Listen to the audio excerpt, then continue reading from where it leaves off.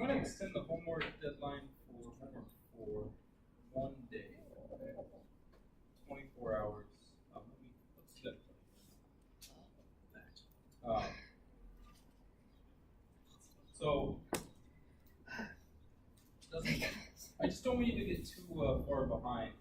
So I don't want to extend it further than that. I'll do it for the 52 or 6. Okay. So it should be reflected. And today's lecture, I got a little mixed up on the timing.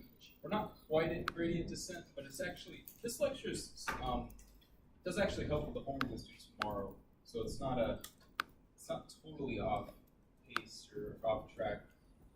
And if you've seen this stuff before, so basically, kind of this class for statistical computing intro to data science. So we have all these machine learnings and statistics topics that pop up. So we're still kind of dabbling in some of these things. Today, specifically, we're going to do distributions as models, and this should be a one-lecture set of slides. The two topics we're going to discuss are maximum likelihood estimation and method of moments. So, maximum likelihood estimation is arguably the most important topic in statistics. It's a way to estimate any model, okay? And and method of moments is pretty popular as well. But not as popular as MLEs. And then we'll discuss how to assess if a data set actually might come from a specific probability distribution. So we're going to talk about the QQ plots. We briefly mentioned this earlier, but we'll actually formally discuss it now.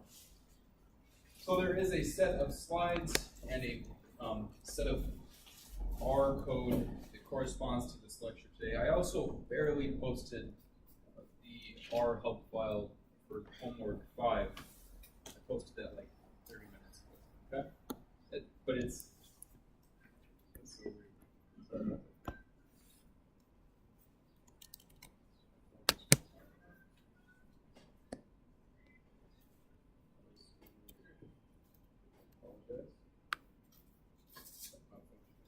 Apologize. All right. So anyway, the help file.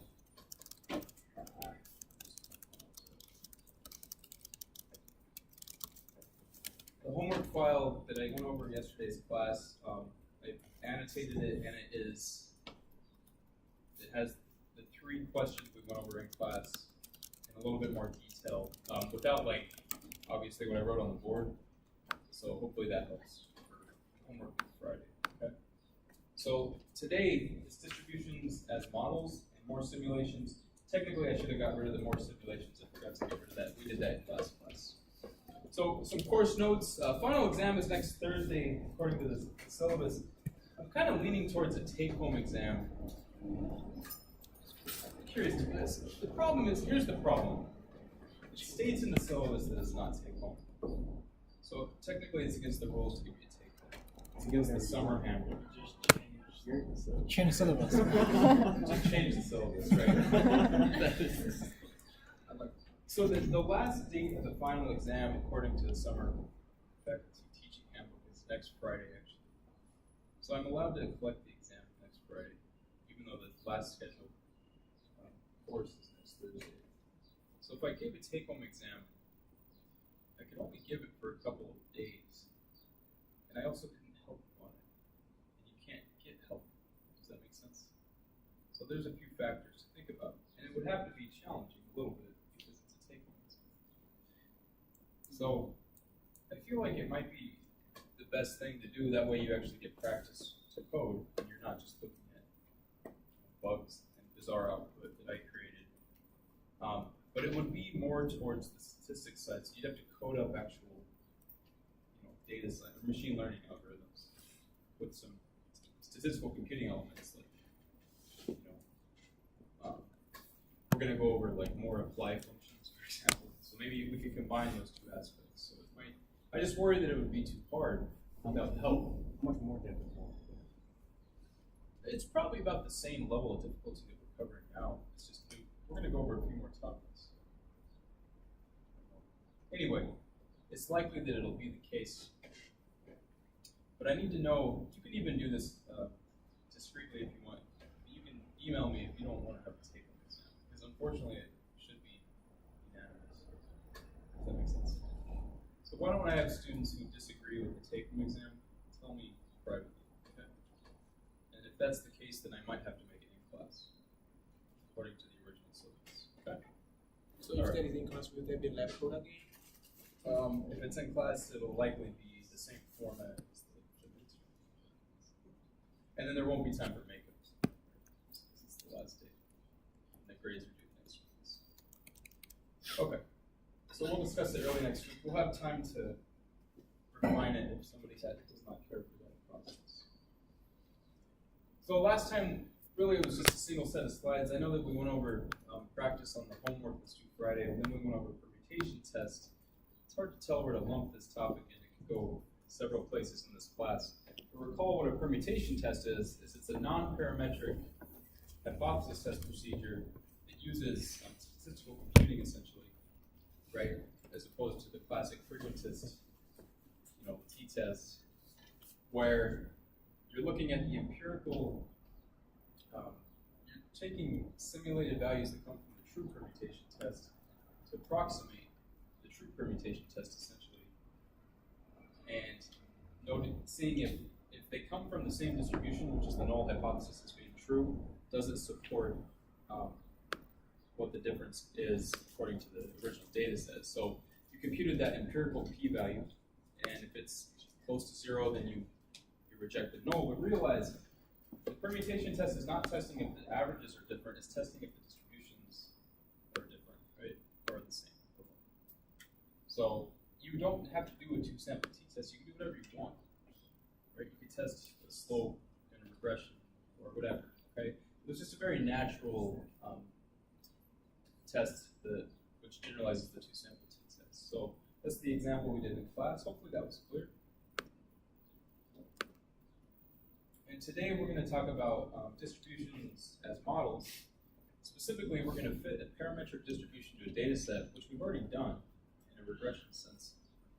But we're going to give you a more general framework, which is method of moments and also maximum likelihood estimation. So if you took a course on inference, you've seen these before, but this is almost, in my opinion, more useful to see it in this setting, because when you take a academic course like statistical inference, you're constrained in the world of nice textbook problems. And then when you leave that class, you realize that everything should be done numerically. Right? So in other words, method of moments, you can do this analytically, but you can also do it numerically. You can also do most maximum likelihood estimation problems should be done numerically through some kind of optimization. Okay?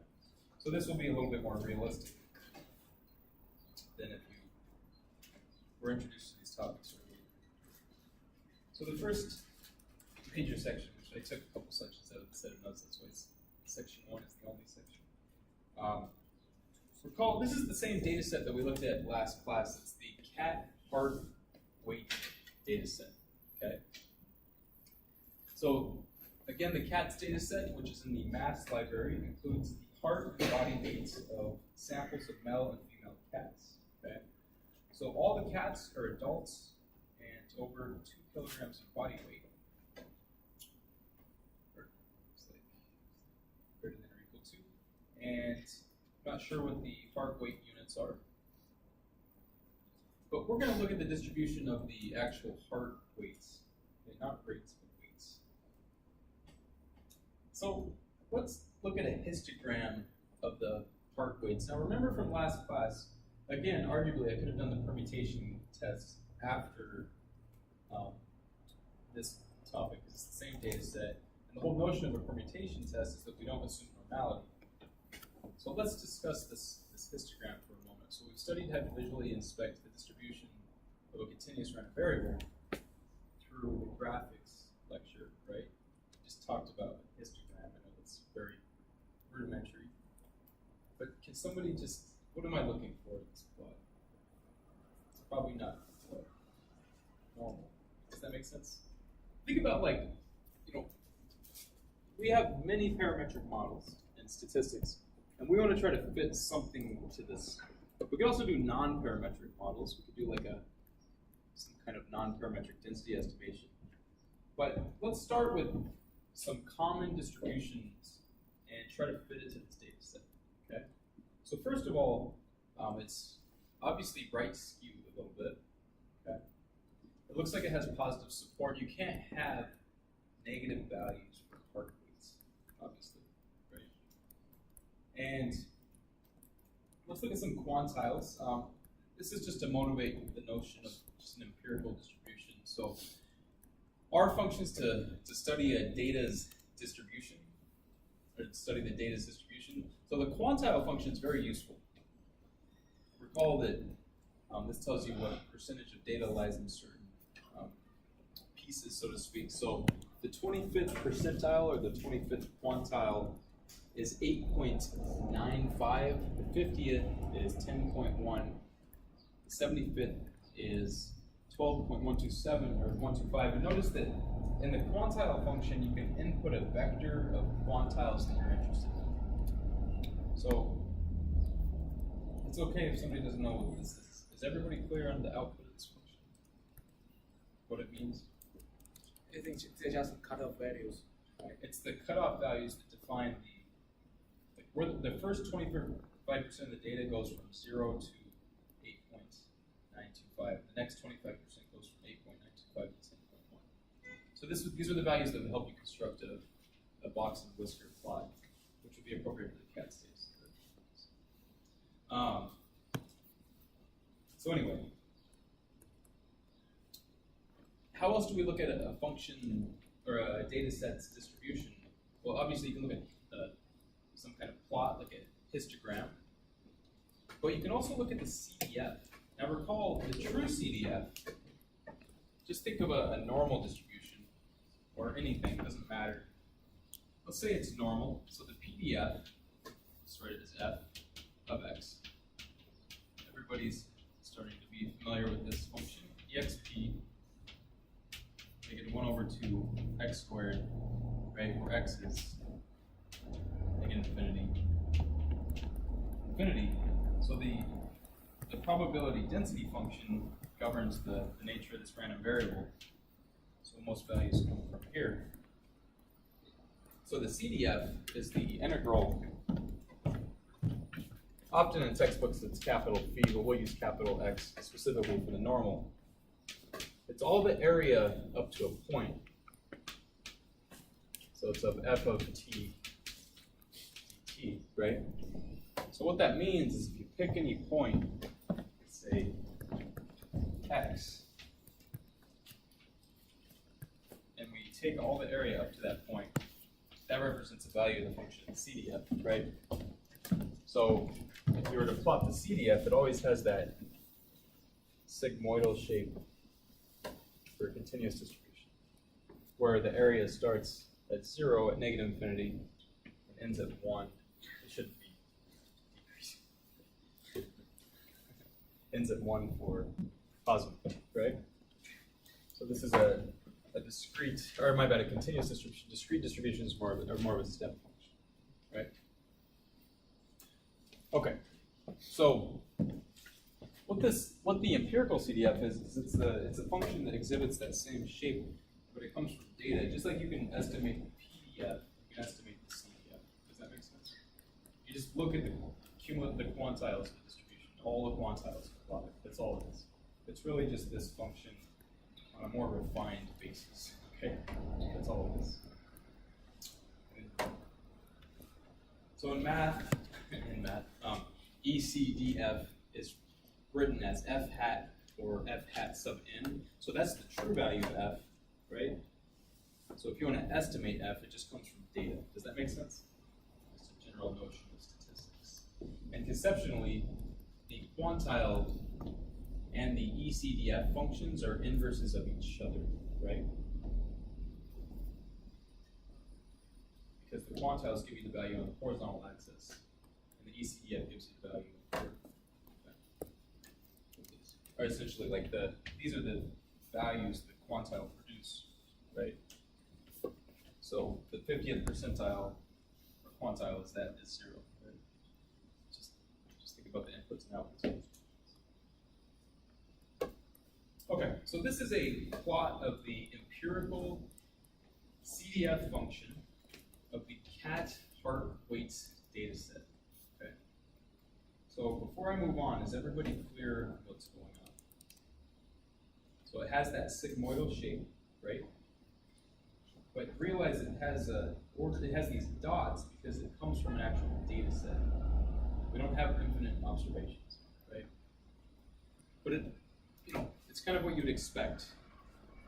Obviously, the underlying distribution is not normal, but still it's a continuous distribution because it's a continuous measurement, so it's expected to have that nice continuous shape. So it's true that ECDF is the CDF that is created from the real data set. Yes. Right? Yes. Instead of some series. Exactly. Yeah. Just like the true average as opposed to the sample average. We have a true CDF and we have a sample CDF, right? It's just you have all these sample counterparts in statistics. So that's just the sample counterpart of the CDF. That doesn't tell us what distribution it is necessarily.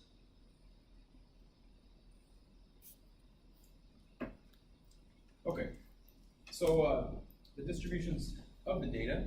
So our functions to study the data's distribution, we have density of X, and we briefly discussed this last class, but now we're going to formally introduce it. So the density function, it estimates the density of X by counting how many observations fall within a little window around each point, and then smoothing. Does that make sense? So just think of it's just a histogram essentially, and you just trace the histogram. That's all it is, okay?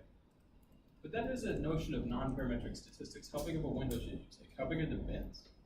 So the bin size in a histogram is also a tuning parameter, just like the neighborhood and the KNN, right? I know that seems really trivial, but it really is a tuning parameter. So R has some default tuning parameter. I'm not actually sure what it is off the top of my head, because different textbooks have slightly different values for the defaults. But realize it just picks a tuning parameter based on the size of the data set. It gives you kind of the trace of the histogram, which is a good guess of what the density, the density should be. Does that make sense?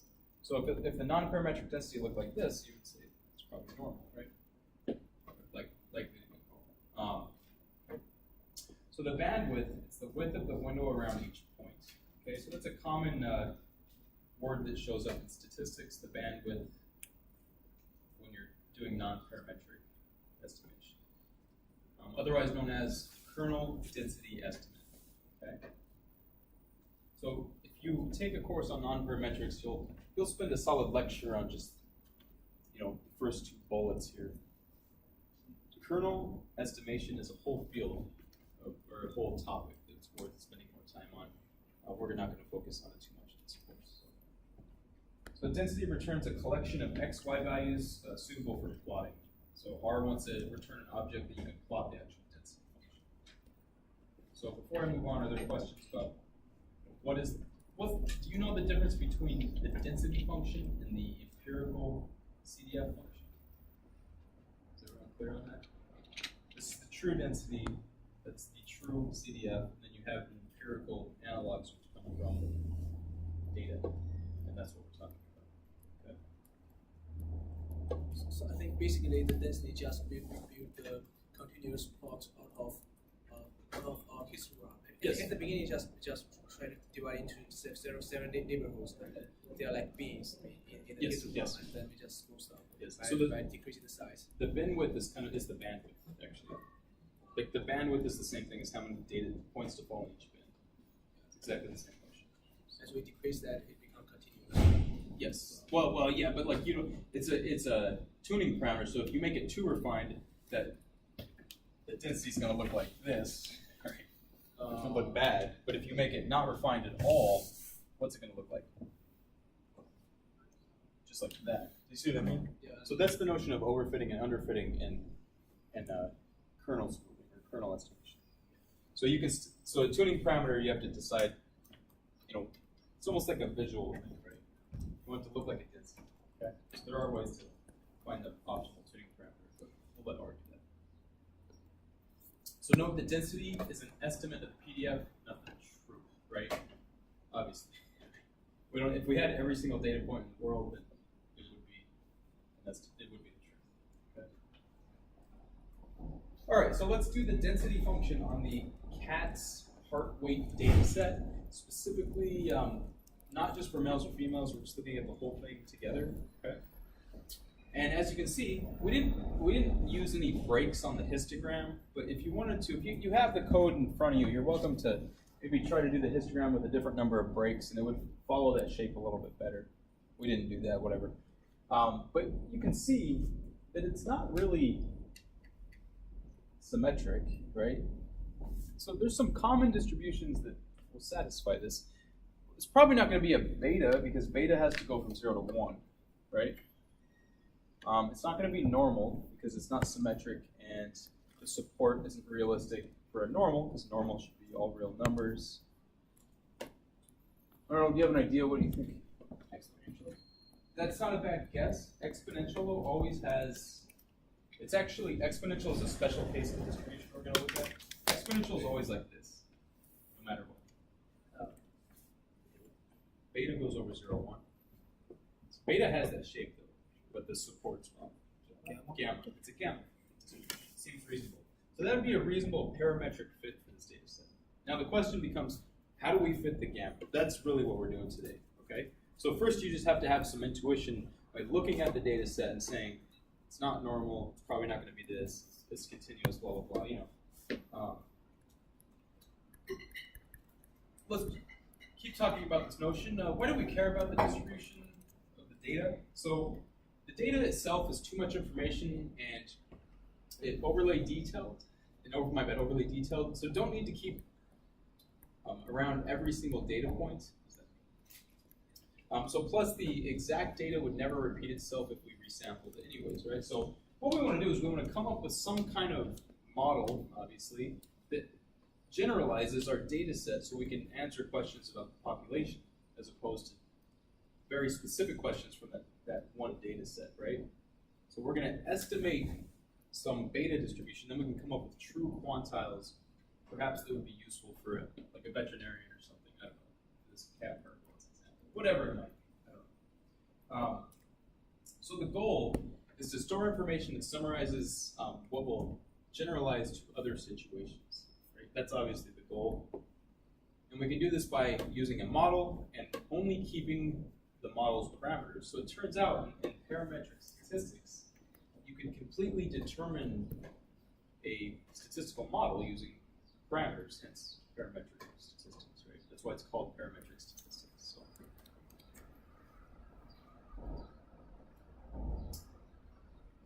So recall that most models are defined by parameters like u sigma squared for this non-standard normal. So fitting a model to data means finding those parameters such that the model best fits the data. So is everyone clear on that question? That's a very important idea, right? If you want to fit a statistical model to a data set, in a classic frequentist perspective especially, you just find the parameters so that the data fits or the model fits the data set well. Okay? And we've done this before. In your homework currently, you're doing a least squares problem, right? Where you're estimating parameters. It's the same notion. So a few ways to do this. We can match moments. So this is called the method of moments, or MOM, and it's you're not limited to matching just the moments. You can also match other summary statistics like quantiles, but we're going to stick with moments for this lecture. Okay? You might not know what moments are, but it's just if you've taken probability theory, it's a little bit more clear what a moment is. Technically,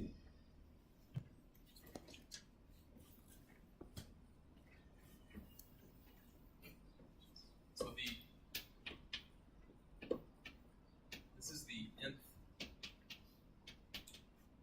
moment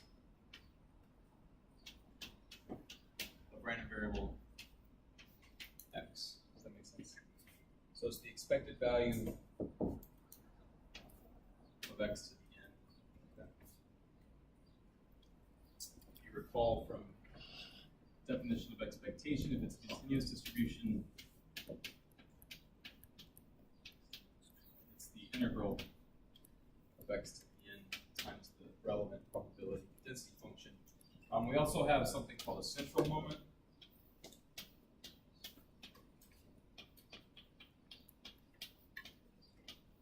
So that's the nth central moment.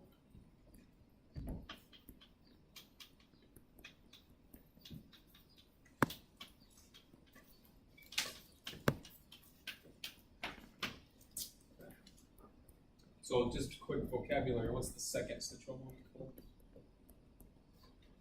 It's the variance. Does that make sense? You stick a 2 here, that's just the variance by definition. Okay. The fourth central moment, you might not know that, it's the kurtosis. I don't know, there's just a lot. Anyway, we'll talk about method of moments, or by matching the moments. We'll spend maybe half a slide on matching other summary statistics, and then we'll spend a bunch of time on maximum likelihood estimation, which is just another optimization problem. So, all right, so let's go back to our example, and let's discuss the gamma distribution for a moment. So there's several parametric distributions, but it's worth spending a slide on the gamma, because that's the one we're going to choose for this data set. Okay? So recall when we introduced the lecture on just simulation and common distributions, we actually went over some nice plots of the gamma as a task. There's a check yourself task. So realize you could pick different parameters. Typically, gamma uses alpha and beta. I'm going to use A and S. I hope that doesn't confuse you. Okay? Just a little quicker when you're latexing it on the slides. You don't have to type /beta. But let's make sure this is clear to everybody what this function represents.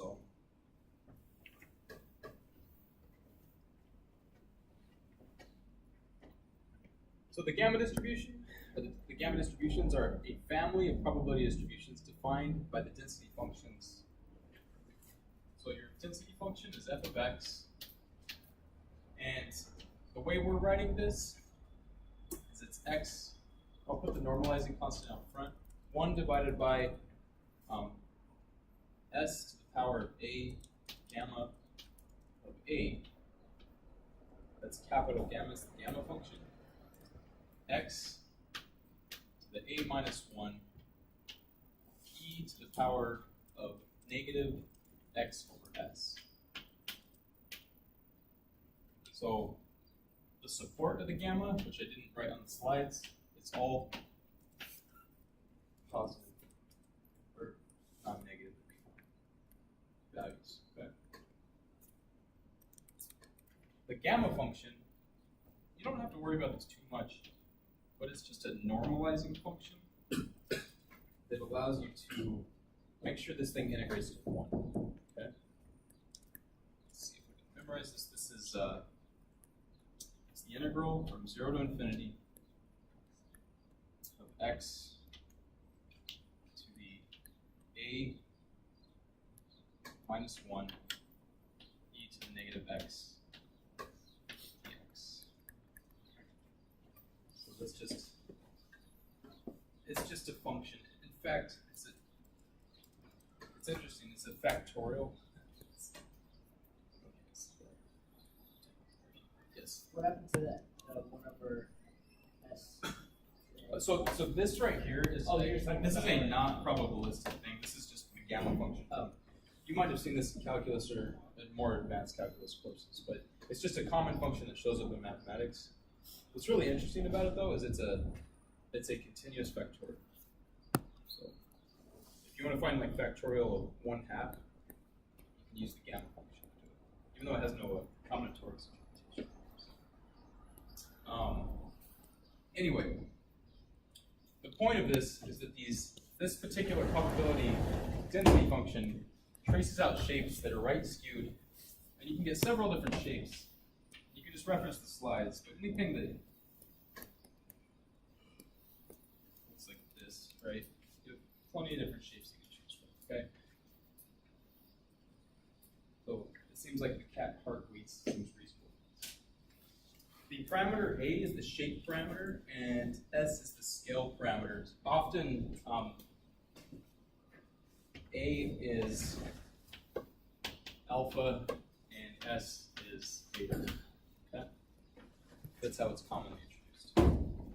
The expected value is A times S, and the variance is A times S squared. Okay? Is that clear? All right, so method of moments. It's really straightforward. You pick enough moments so that they identify the parameters. In other words, you have to have like as many equations as unknowns. Okay?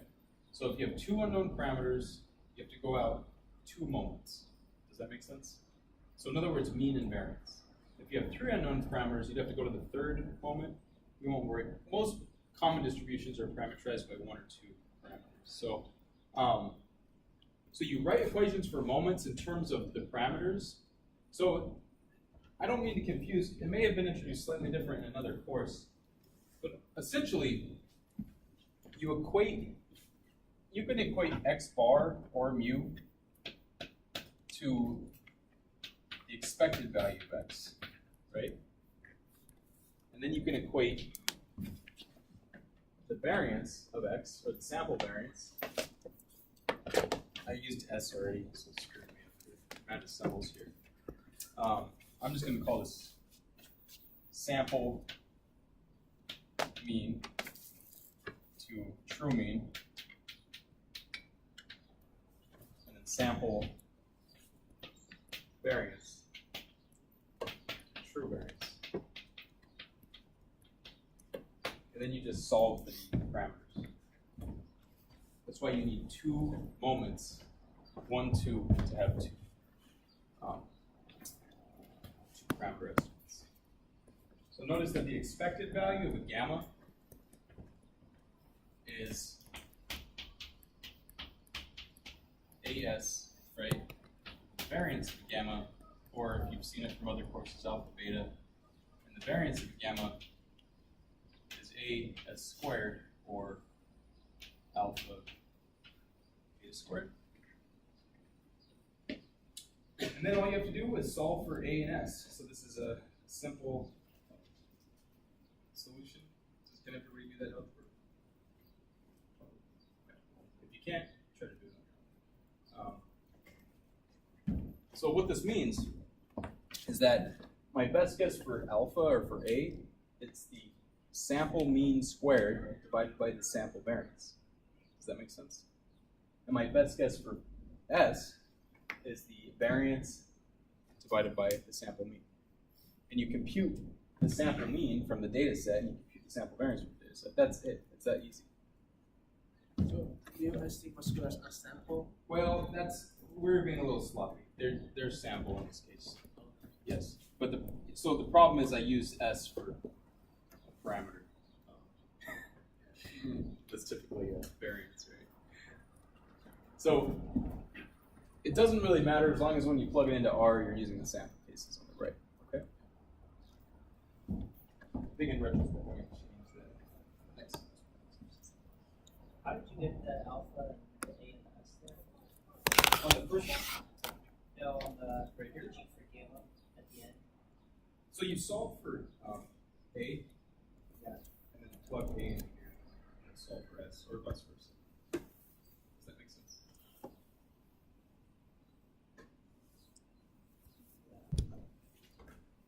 So A is, But if you plug in A in the second equation, you'll kind of get A equals anything. it's just 2 equations to it. So just plug that result back into the first equation. Once you solve it.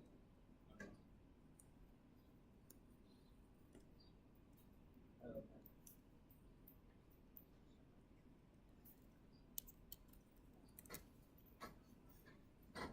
So for the moment, so everyone understands that we're trying to fit this shape to the data set, and all we have to do is estimate alpha and beta, right? So what we want to find, the goal is to find A hat and S hat, or alpha hat, beta hat. That's what we need. So once we find those 2 symbols, we can plug them into the gamma function, and that's going to trace out our density. And we can overlay that on our histogram and see how close it is. That's all that we're doing.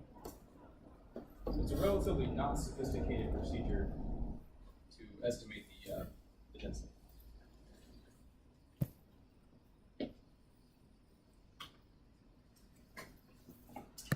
Okay, so here's a task for you guys. Let's keep stimulated. You have the result in front of you on the previous slide. So write a function called gamma.mmest, meaning gamma, method of moments estimation, okay?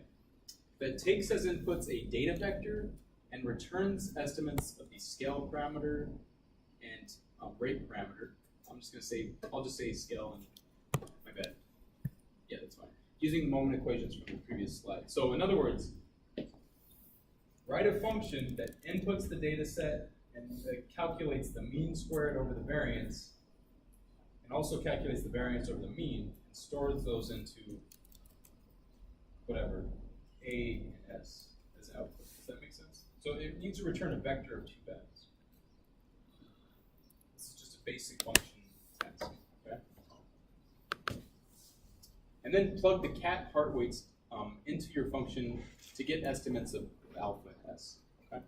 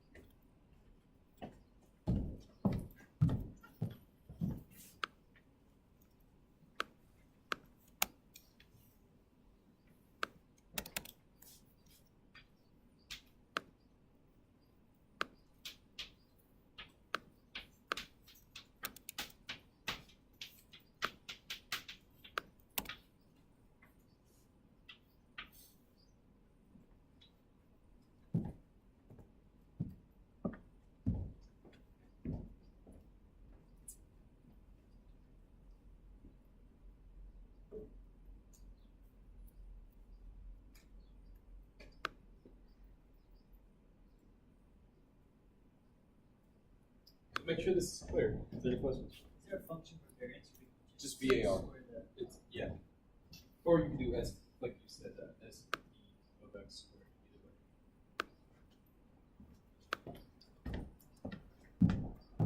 way. Doesn't matter what you call this, obviously, but you're going to input a vector, and you can just let A be stored as what?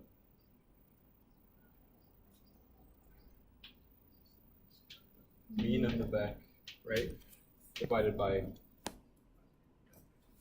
variance of the vec. And then you could let S be stored as the variance of the vec divided by, maybe that's just squared right here. Okay, so caret.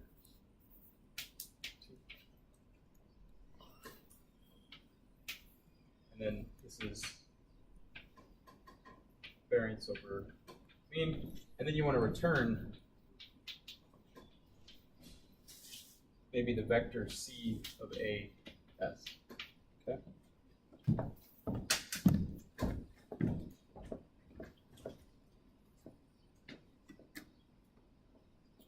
Okay.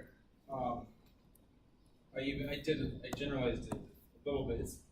You could do this multiple ways. I didn't remember what I did originally. Okay. But here I computed the mean and variance and then computed the actual estimates in the return statement. Whatever, doesn't matter. Okay.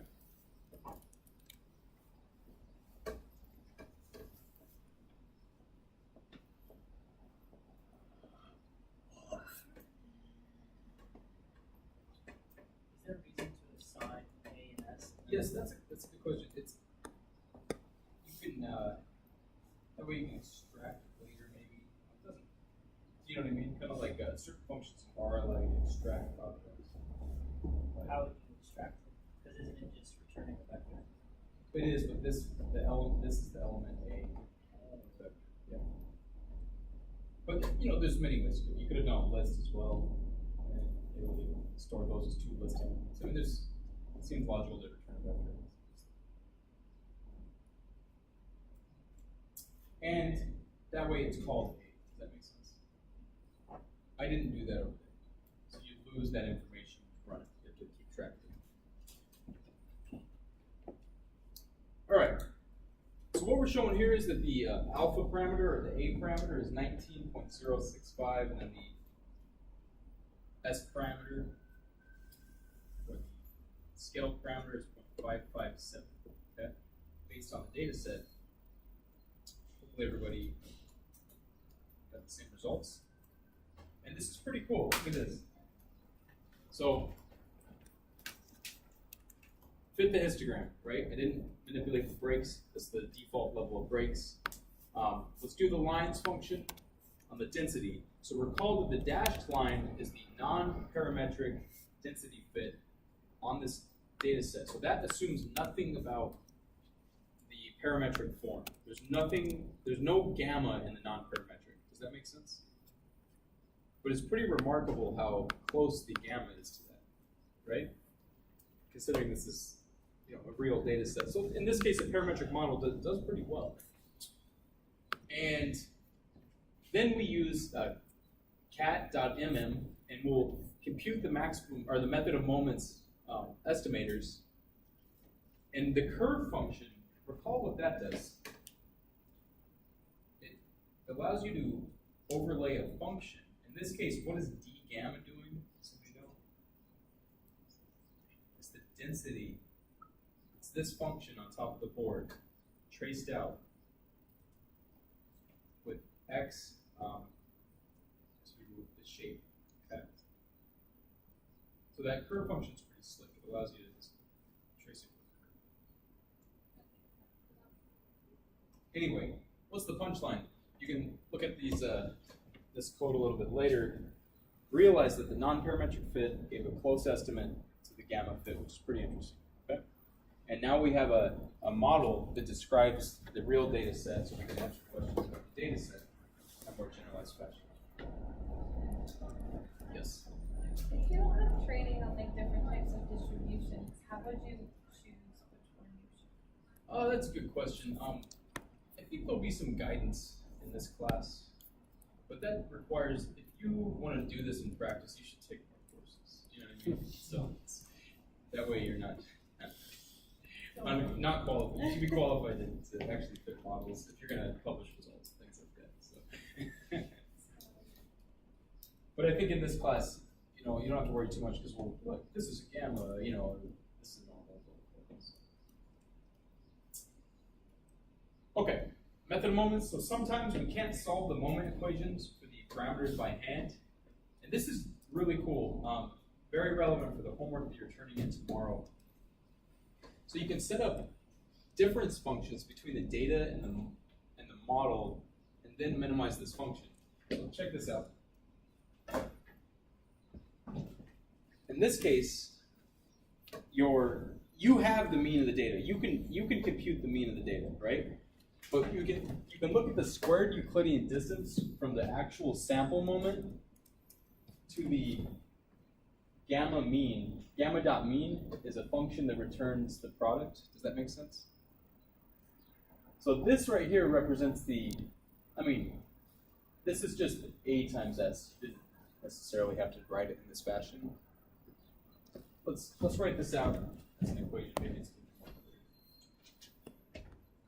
So what we're effectively doing is we're estimating method of moments via least squares, right? Doing it numerically. Okay? It's pretty cool. So in this case, our objective function,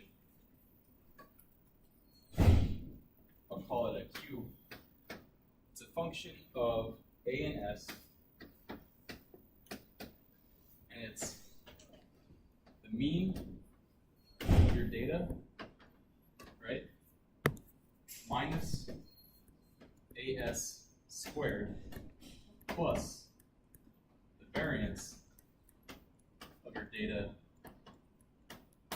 minus AS squared.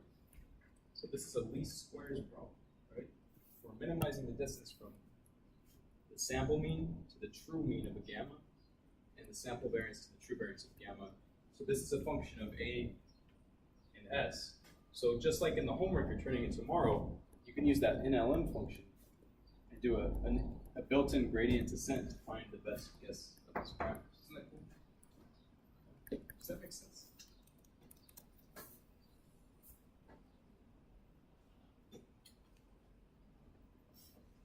So I'm just writing it out in terms of a Euclidean distance. Maybe it's more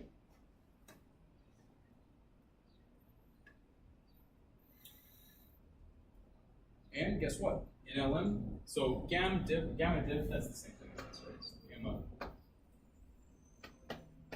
dot diff, call it whatever you want, doesn't matter. That's the starting point, right? Remember in the homework you're turning in, you have to start somewhere on the gradient descent algorithm. You're starting at, let's say, 19.1. We kind of had an idea where it was. It made it easier. You reference, this is a good lesson as well.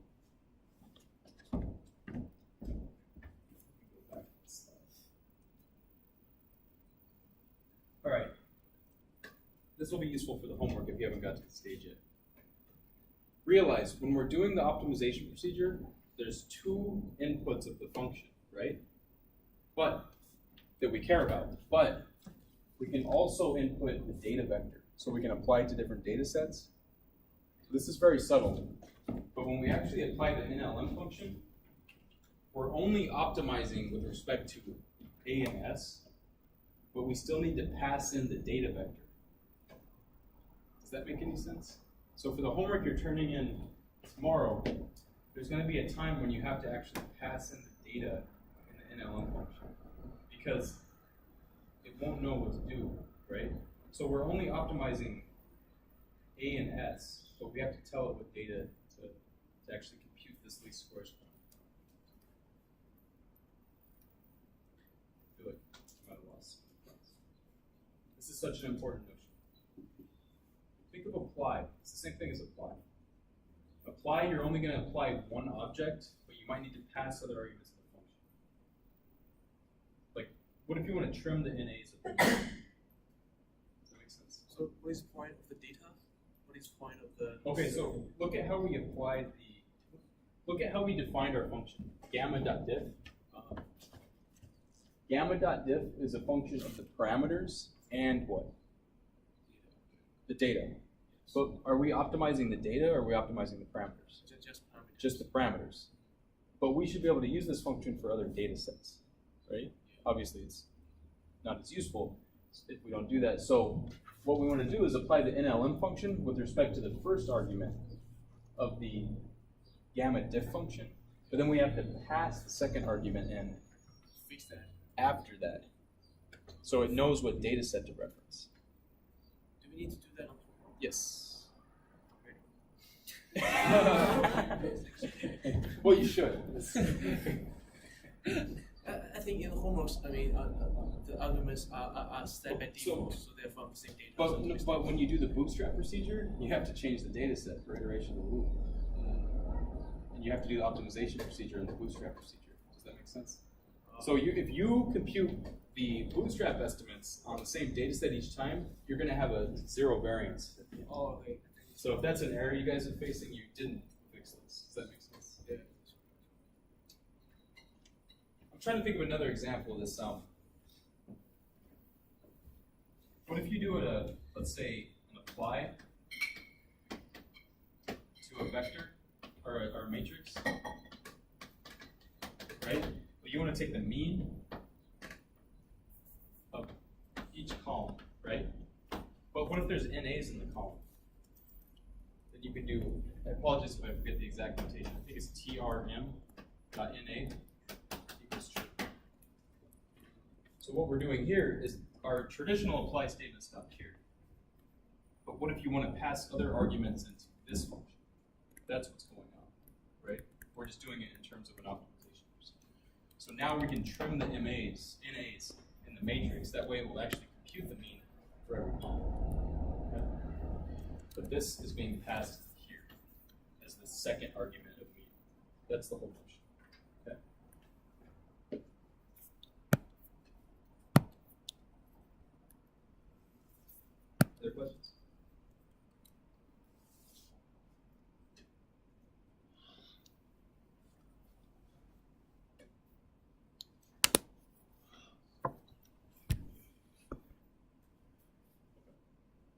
So hopefully this makes sense, because keep moving forward, right? So here's the punchline. We accomplished the same method of moments procedure numerically as we did, I guess you'd say by hand, right? Because we computed the method of moments by hand and put in a function R. So when we do it by hand, let me go back a couple slides. We get 19.065.557. And when we do it numerically, we get 19.065.557. It's almost the same result, which shouldn't be a big surprise. One of them was done numerically, one of them was done analytically, right? But they both produce the same method of moments estimators. But if you don't have a nice closed form solution to the method of moments, you can do it numerically, okay? That's the point. Questions? So what does model refer to right here?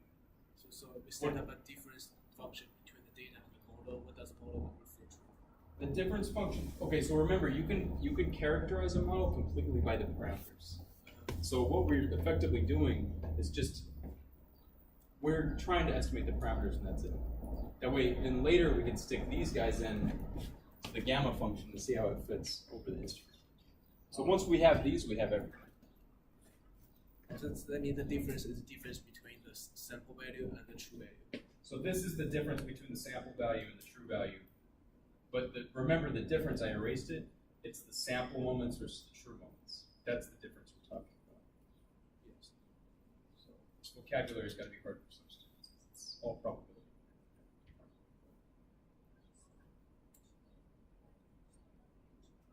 Okay, so more generally, there's nothing special about moments. You could match other data summaries. So in practice, what if you wanted to match quartiles? I don't know why, maybe that's useful, okay? But you can do that numerically, right?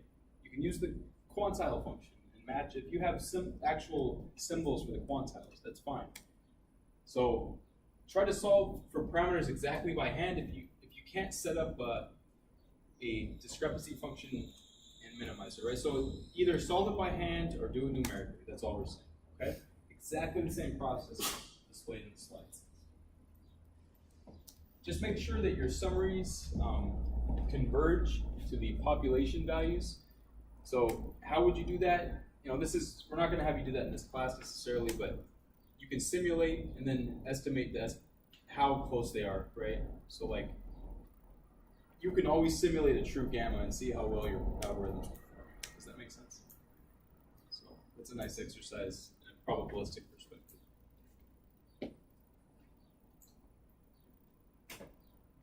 Okay, guys. So here's a task. Actually, I'm going to make you do it right this second.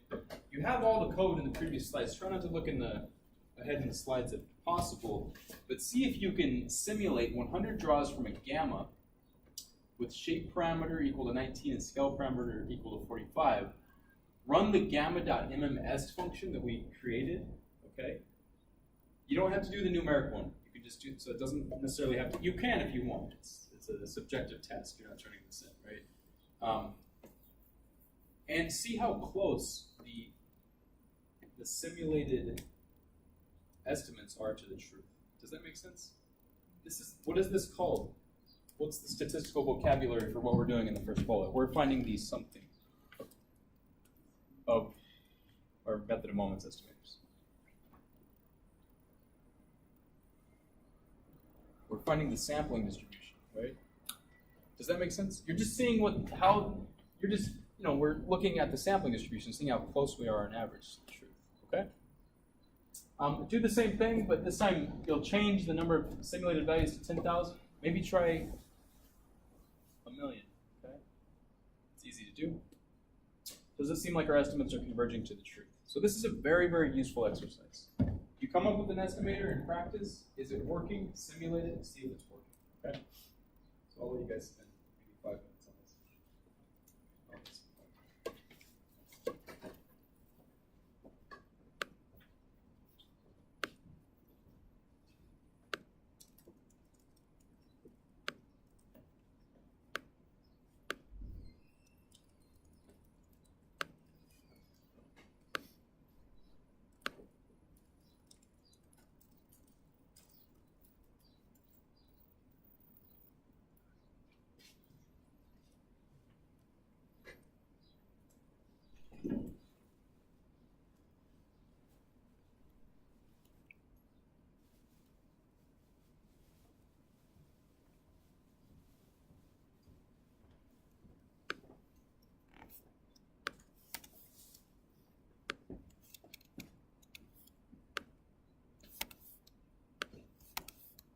So it is true that for mass moment, basically we just based on the number of parameters, get enough number of moments, and then create equations by equating population moments to sample moments. Yes, yes. Then solve one by one. And technically, since this isn't probability theory, we equated the first moment to the first theoretical moment, but then we equated the second central moment. Central moment. But it doesn't matter, you'll get the same results, right? Yeah. Remember, variance is not a moment, it's a central moment. But it's still equivalent, it's still equivalent. So,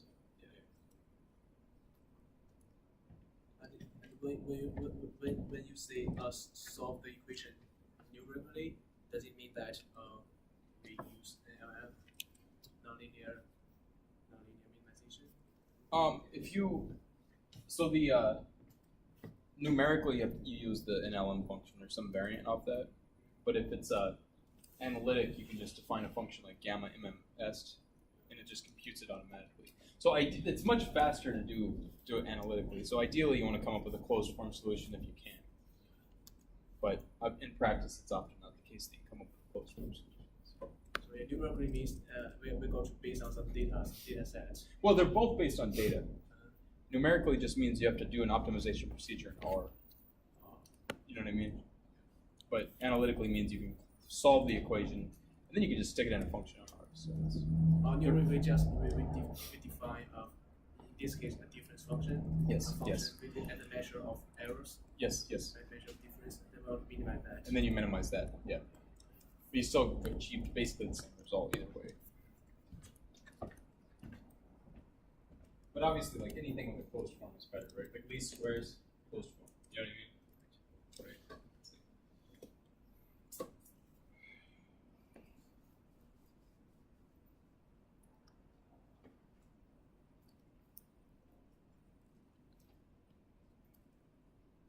Hopefully, you guys are getting this. For students who have had stats courses, this much easier. Right? You've seen it. Now it probably makes sense.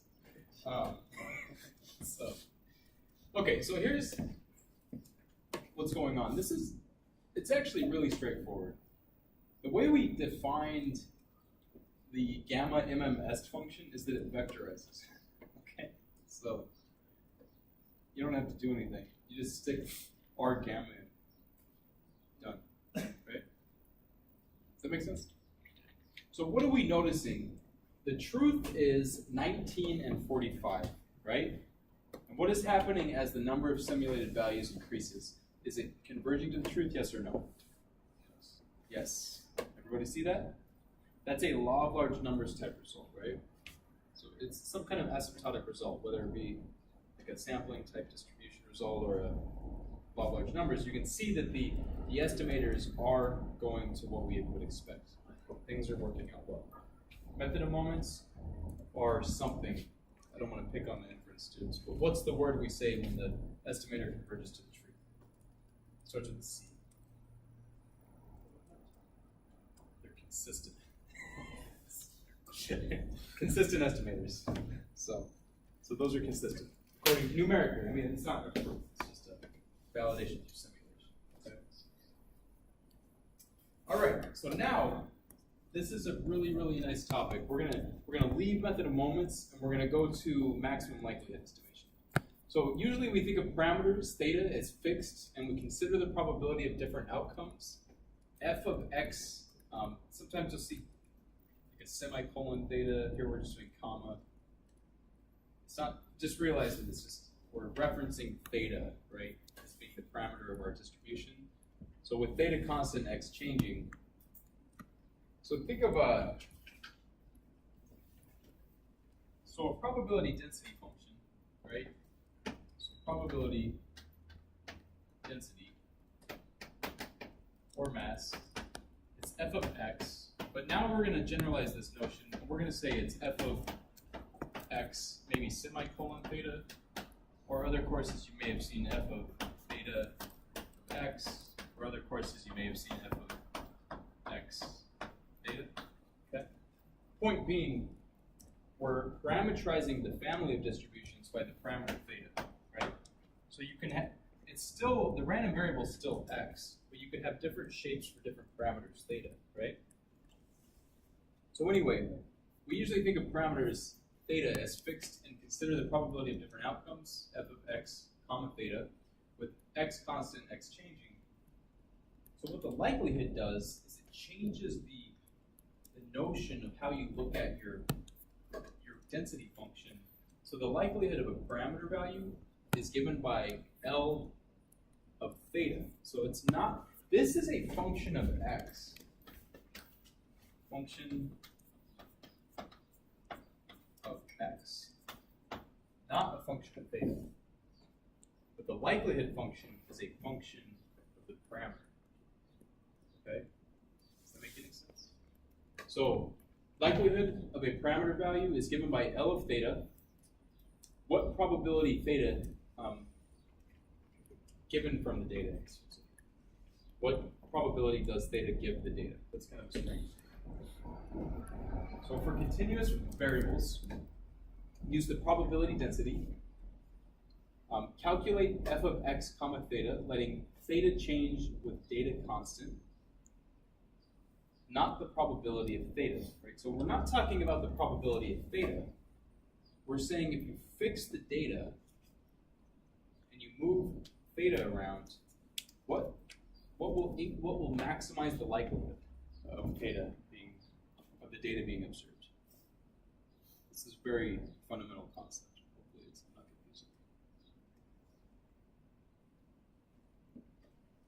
You can follow just an algorithm if you're not totally clear on the deep understanding of maximum likelihood, but essentially maximum likelihood is the guess that the parameter is whatever makes the data most likely. That's the good definition, okay? If you want a nice wordy definition of maximum likelihood, this is it. Is there any questions about that? Hold it.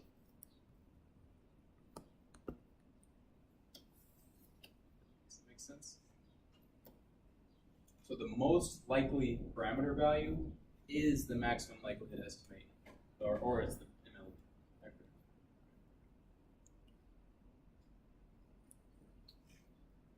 Just makes matter of the technical function. It's the maximizer of this function, but we're thinking of the function as being the function of the parameter instead of the data. And we're seeing what value of the parameter is going to give us the most likely value for the data being observed, essentially. Which makes sense, right? It's kind of an interesting philosophical concept. Okay, just so everyone's clear on some notation. This is in the slides, but let me just make sure this is clear. If you recall from your Intro to Stats course, if events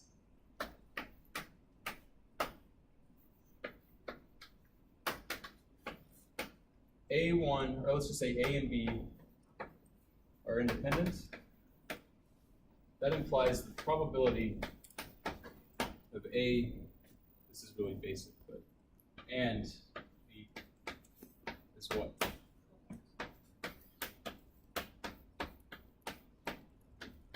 Right? So a data set, so a random sample,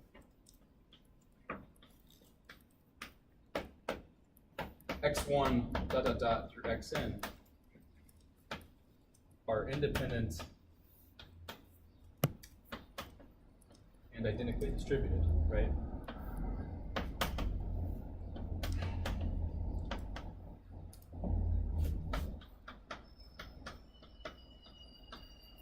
So that being said, the probability function of all x1 through xn is the product of your marginals, according to this previous rule, right? So what that implies is that f of x1 all the way through xn is f of x1 times f of x2 dot dot dot times f of xn. That's the probability density function of a random sample, right?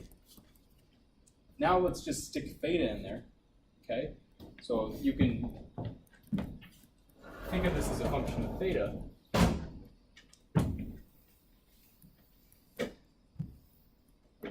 so now f of x1 dot dot dot through xn with respect to theta, right? That's f of x1 with respect to theta times f of x2 with respect to theta dot dot dot f of x n with respect to theta, okay? This right here is a function of x1 through xn, right? So all you have to do to switch the paradigm a little bit is the likelihood function. So this is the joint PDF, that's what this represents. The likelihood is literally L of theta, it's exactly the same. We define the likelihood to be the joint density, but we just think of it as a function of theta. It's exactly the same. Okay. We haven't done any optimization yet, right? I'm just defining what the likelihood is.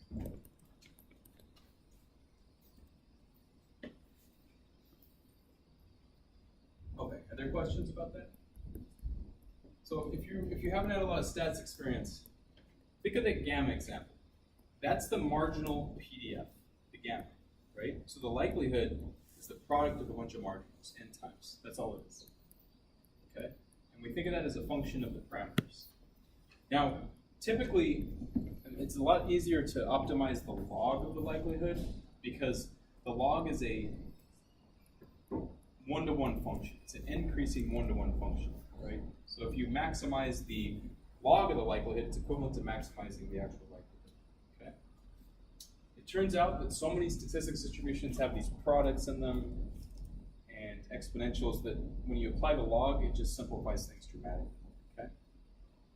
Another reason we like to use the log is because multiplying lots of small numbers together, multiplying lots of small numbering is bad. So, you know, all of these f values are small. Does that make sense? They're values that the function f integrates to 1. So you're taking numbers that are small, multiplying it. What if your data says thousands? You're going to get this really small value. So for numerical stability, it makes a lot more sense to take the log of the function and then add it up. Okay? So when you leave this class, you're likely going to do log likelihood. Okay? Note that the maximizer is the same for both. Though the maximum is obviously different, but all we care about is the input, theta, right? We want to optimize it with respect to theta. Okay? So here's a task. This should be pretty easy in theory. I'll let you guys spend 5 minutes on this. Write a function called gamma.ll. In other words, gamma dot, not likelihood, but log likelihood, okay? That takes as input a parameter vector with the shape and scale and a data vector, and from that returns the log likelihood, assuming the data are independent draws from a gamma distribution, okay? With scale and shape indicated by the input parameter vec. Hint, use d gamma. Don't define the gamma function from scratch. Use the r gamma function, all right? This represents a marginal gamma. Does that make sense? That's f of x, given theta. In our case, theta is 2 parameters, a and s. Okay. Test your function on the cat's heart weight data. Okay. And here's a hint for you guys. There's an extra argument in d gamma that allows you to do log equals true. You don't actually have to apply the log of the gamma function. It'll do it for you. So look at the help menu for d gamma and see if you can figure out what to write. I forget what I did.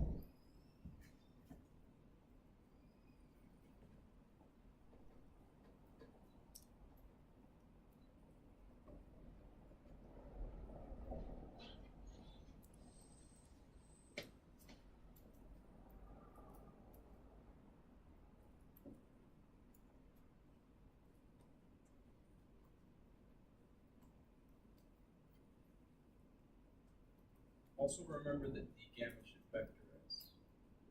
Right? You shouldn't have to write a whole.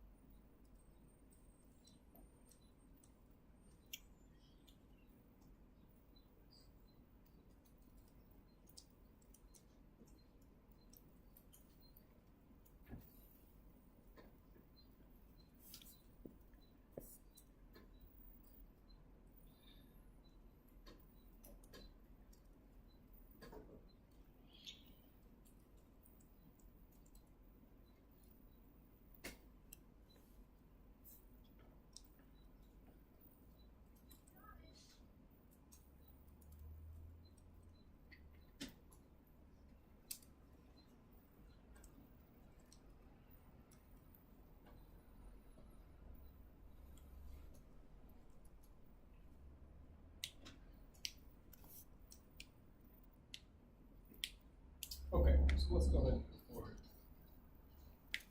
So this is actually an easy exercise. Although I didn't explicitly tell you this, I told you the log argument in the gamma function. You didn't have to use it, but this is the most computationally safe way to perform this exercise because there's a built-in log function in these R common distributions, and they're gonna, they're gonna avoid some numerical instability. Does that make sense? So anyway, your function should introduce, just like the method of moments function, it's going to introduce the parameters, and it's also going to introduce the data vector. That way we can apply it to different data sets. And if we assume it's the parametric form of a gamma density on our data set, then all you have to do is you apply the log equals true, okay? What that does is it takes the log of every single point. Now, why did we only use one d gamma function? Does somebody know the answer to that? We're doing this for n cases. Does that make sense? We're plugging the actual data in to the gamma function, right? For n cases. But gamma is vectorized. So all you have to do is stick the data set in to the d gamma function, apply the log equals true argument, and then why are we summing it? It's because by the log operations, let's go back a couple of slides. This is what we computed. Does that make sense? We took the sum of the log of all of our marginal probability density functions evaluated at the actual data points. Okay? So I'm hoping this is crystal clear that these are the actual data points, xi, and that's what we're doing here. We're inputting the data into d gamma and returning the sum of those values. So this is a function of, so now we can stick different parameter values for alpha, or my bad, for A and S, and then we can evaluate the gamma log likelihood function and see what we get. So what we want to do is it's maximum likelihood. We want to get the biggest number for this. It's another optimization procedure. There's a theme here, right? so many data science and machine learning problems boil down to an optimization problem. Okay. I think in this case we are not using the real PDF, right? We just try to it's kind of like an estimated PDF and regard it as a likelihood. Are you talking about the log? I mean the gamma. I think it takes argument and the data, so I don't think it is a real PDF. Well, remember, okay, so by definition, the log likelihood is evaluated at the data. It is. Does that make sense? So it's the PDF evaluated at the data points. Oh, It's subtle because when we like in statistical inference, it's the same thing, but it seems like it's not. I don't know. When you solve these problems analytically, it seems a little different, but it really is the values evaluated at the data. Yeah. So it's interesting. Okay, so now how do we maximize it? So sometimes, like for the more normal distribution, we can do this by hand with calculus, right? You can take the derivative, okay? You can set it equal to 0, you can solve it, okay? Other times we need to use numerical methods. If you let one of the parameters, the gamma function, be fixed, you can do it analytically. But it's a little harder to do it with both parameters fixed. You have to do it numerically, or with both parameters known. So what do you think we're going to do? How about use the NLM function again, right? Nonlinear minimization, and we're going to do it to our objective function. So I want to see if somebody can debug what just happened here. Don't look ahead in the slides. So realize we defined our log likelihood function. What does NLM stand for? Minimize. Do we want to maximize or minimize the likelihood? Maximize. So we didn't accomplish our task. Minimizing the likelihood gave us a number that blew up. Does that make sense? In a negative fashion. So this is meaningless, right? This is a really, really small number. Okay? That's a negative, and that's not working. So what's the easiest fix? Somebody tell me. Put a negative in front of the log likelihood function. Does that make sense? So then minimizing the negative log likelihood is equivalent to maximizing the positive log likelihood. Okay? because it's called a function. Yeah. So check this out. Let's define a new function called negative dot gamma dot log likelihood. Everything is the same. We'll just slap a negative in front of after the return statement in front of the sum. And look at this. We'll apply, let's see, just to save space, I extracted only the minimum and only the estimates.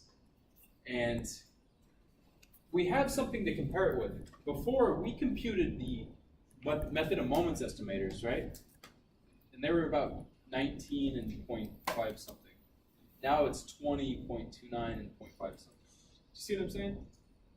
What's better? I mean, we haven't addressed that issue yet. But maximum likelihood is more commonly used in practice. You're not guaranteed to get the same estimators, obviously. Method of moments are not guaranteed to give you the same as maximum likelihood. But they're both ways to achieve the same goal, essentially. Okay? So, is that clear?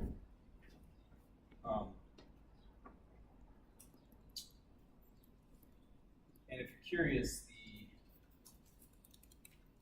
this is just let's see.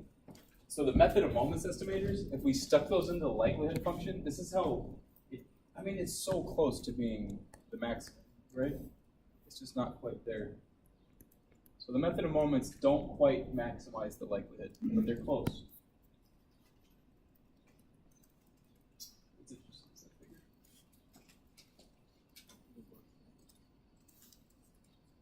What's the negative? Anyway, strange. So let's look at the plot of everything together. Okay. So what this represents is the original data set. It's the non-parametric density fit on this data set. Okay. It's the method of moments estimator. I forget which one that is. Let me look on the previous slide. So the method of moments is what color? It's blue, and the maximum likelihood is red. Okay. So 3 different ways to estimate the true density of this cat heart weights data set. And they're all kind of giving us similar results. One of which is non-parametric, 2 of which are parametric procedures. Okay.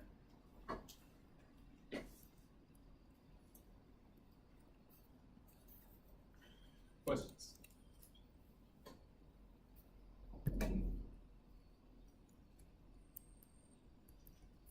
Okay, so why the MLE as opposed to the other methods? So it's usually consistent. So that's something that, it turns out the MLMs are consistent as well. Converges to the truth as we get more data. Usually efficient, so it converges to the truth for at least as fast as anything else. So that's, efficiency is nice because that means we don't have to have as much data to converge to the truth. That's a very powerful state, right?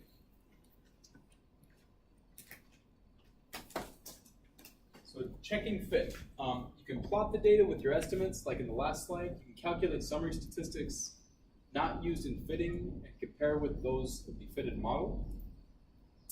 You can use some plotting tools to help with this. You can use statistical tests. So the next set of slides, and let me just go over this for a few minutes. If you look at the quantile, this is pretty interesting. If you look at the quantile of the gamma from fitting our method of moments, and if you look at the quantile of the actual heart weight data set, now you can compare what the curve that we estimated, right? So you have the actual histogram and the curve.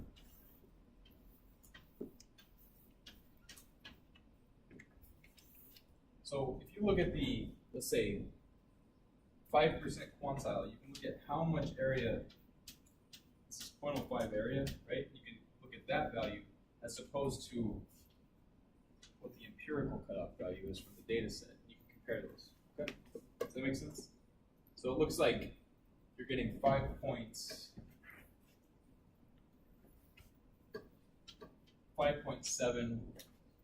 right?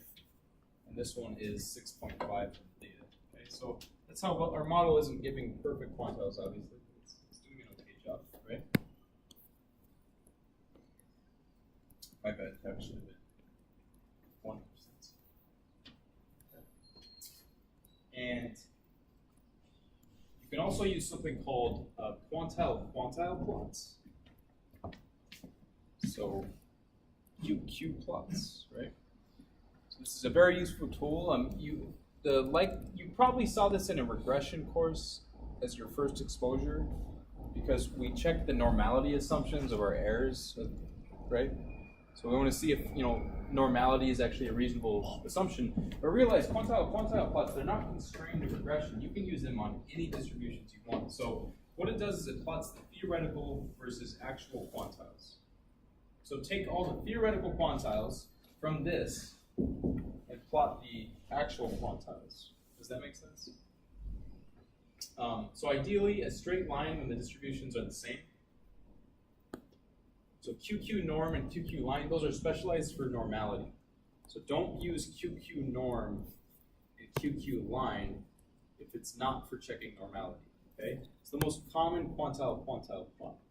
Also plot quantiles of 2 samples against each other. So you don't have to just test if something's normal. You can just see if 2 things are the same. You don't care what, maybe you don't care what the distribution is, as long as you just want to see if they're the same, okay? QQ plot gives a QQ plot of one vector against another, okay? Does that make sense? I don't know, who's seen that? Has everyone seen this? I know that some students had to see this. Because this might show up even in your intro to stats course, depending on who teaches it, okay? So let's do an example. I want to see how well our model does in the actual true data. So what we can do is we can use the QQ plot function.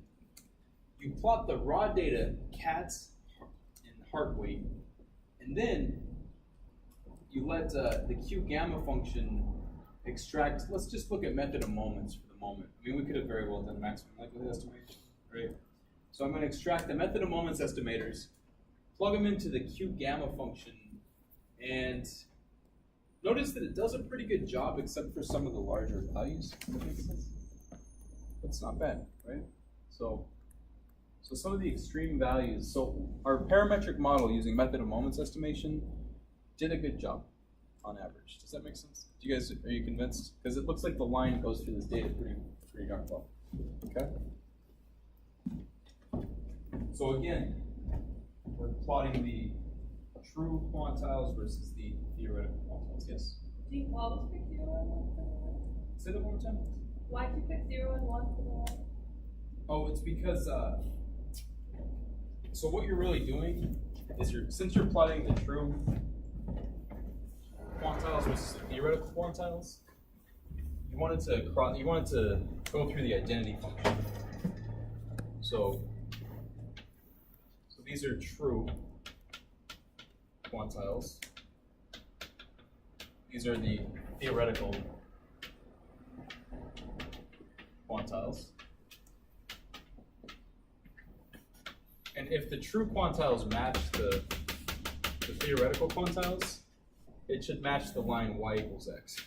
Right? So the AB line function, you'll pick 0 and 1. If you use the normal QQ plots, they have a function called QQ1. But anyway, it makes sense that the identity function would be the one that you stick on a QQ plot.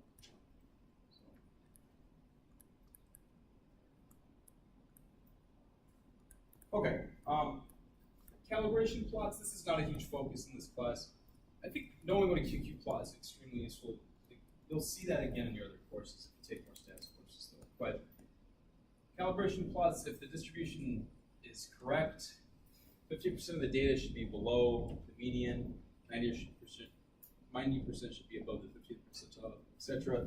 So calibration probabilities, events with probability P% should happen about P% of the time, or not more, not less. So you can look at calibration by calculating the empirical CDF and the theoretical CDF plotting. So basically, it's the same notion as a QQ plot. You're just looking at the CDF as opposed to the other things, the quantiles. So I feel like it's kind of silly to introduce this. Why not just focus on QQ? But it's just another way of assessing distributions also. And let's quickly go over this. Let's just finish this set of slides. So how much should a QQ or calibration plot wiggle around the diagonal? It's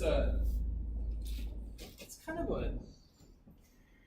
what I recommend is maybe simulate some data sets and check the normal calibration plots or the normal QQ plots, and notice that you can give yourself some tolerance. They don't have to be perfect. In fact, let's do that for the remainder. I'll quickly visit these few slides, but I just want everyone to not leave this class thinking it has to be perfectly 45 degrees. So if you do, let's see, Z is R normal.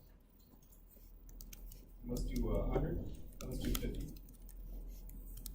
And then you do QQ norm of C, and you do QQ line of C.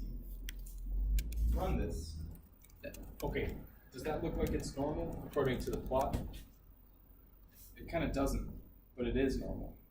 I simulated normal values. Does that make sense?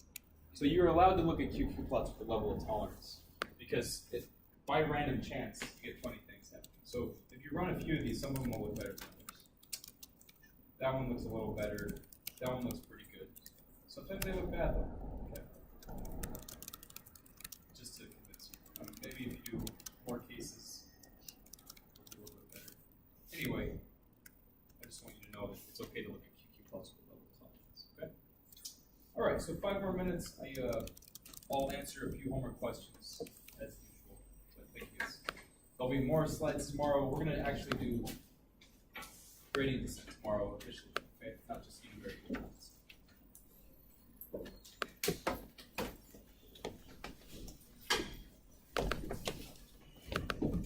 Thank you for your notes yesterday. Yeah, of course. Did you have any questions? Read through them a bit, but not bringing significant hardship be able to do that tonight. Okay. He didn't heavily emphasize the second set of slides. So like What's that? he didn't heavily emphasize the second set of slides. He just mostly remember what we're supposed to do for the next one.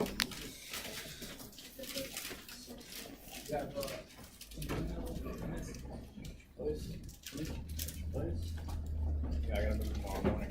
Oh,